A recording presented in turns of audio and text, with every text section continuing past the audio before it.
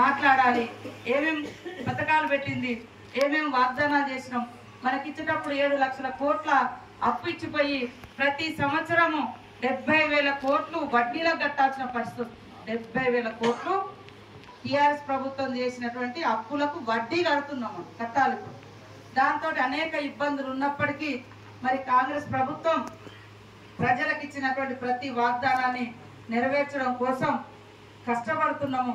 అన్ని మరి దుబారా లాంటి అట్లాంటి అన్ని కూడా తగ్గించేసి ప్రజలకు ఉపయోగపడే వాటిని చేస్తున్నాం. దానిలో భాగంగానే ముఖ్యంగా బస్సు ఫ్రీ కావచ్చు, రేపటి నుంచి మరి గ్యాస్ కనెక్షన్ 500కే ఇవ్వడం కావచ్చు, 200 యూనిట్లు కరెంటు ఫ్రీ కావచ్చు. ఇట్లా మొదలు పెట్టినాం. మనం మొదలు పెడుతున్నామో లేదో ఒకసారి అడ్డుకోమంటారు, ఒకసారి ఎప్పుడు అమలు చేస్తామంటారు. బస్సు పెడితేనేమో అడ్డుకోవడానికి ప్రయత్నం చేసి మళ్ళీ ఏమో ఎక్కువ బస్సులు పెంచమంటారు. ఒక దిక్కేమో ఆటోలు నడవే వాళ్ళ బతికెట్లా అంటారు, మళ్ళీ ఇంకొక దిక్కేమో బాగా బస్సులు పెంచమంటారు. మరి బాగా బస్సులు పెడితే మరి ఆటోలు అసలు గల్లీలలో కూడా ఆటో నడవలేని పరిస్థితి కూడా ఉంటుంది కదా. అంటే వాళ్ళకు ఒక ఎట్లా బంధనం చేయాలి, టీఆర్ఎస్ ఆలోచన ఏంటంటే ఎంతసేపు బంధనం చేయాలి, వీళ్ళు మేము తప్ప ఇంకెవ్వరు పరిపాలన చేయలేరు అనేటువంటి దుర్మార్గమైనటువంటి విధానాలను అవలంబిస్తూ ఉన్నారు. కాబట్టి కాంగ్రెస్ వచ్చిన కాడ నుంచి, అధికారంలోకి వచ్చిన కాడ నుంచి ఎప్పటికప్పుడు విమర్శించడం, తిట్టడం, మరి కూలగొడతాం పేలగొడతాం అని చెప్పడం.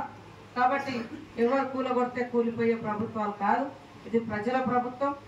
కార్యకర్తల కష్టాల నుంచి, ప్రజల ఇష్టాల నుంచి ఎన్నుకోబడ్డటువంటి కాంగ్రెస్ ప్రభుత్వం. కాబట్టి ఈ ప్రభుత్వం ప్రజలకు ఎంతో స్వేచ్ఛనిచ్చింది, ఎక్కడికైనా పోయి మాట్లాడుకునేటువంటి అవకాశం ఇచ్చింది. కానీ గతంలో చూస్తే ఒక మంత్రి దగ్గర పోవాలన్నా, కనీసం ఎమ్మెల్యే దగ్గర పోవాలన్నా ఎన్ని ఇబ్బందులు. కనీసం సెక్రటేరియట్ 800 కోట్లతో కట్టినటువంటి సెక్రటేరియట్లోకే ఎవరికి అనుమతి లేదు. లాస్ట్కి ఈనాడు ఆయన సీఎంకి అవకాశం రాలే, మంత్రిగా ఉన్న మంత్రి అయినా నాకు కూడా అలా పోతే పక్కకు పడేసినటువంటి పరిస్థితి. అంటే రోజులు ఒకే రకంగా ఉండవు. కాబట్టి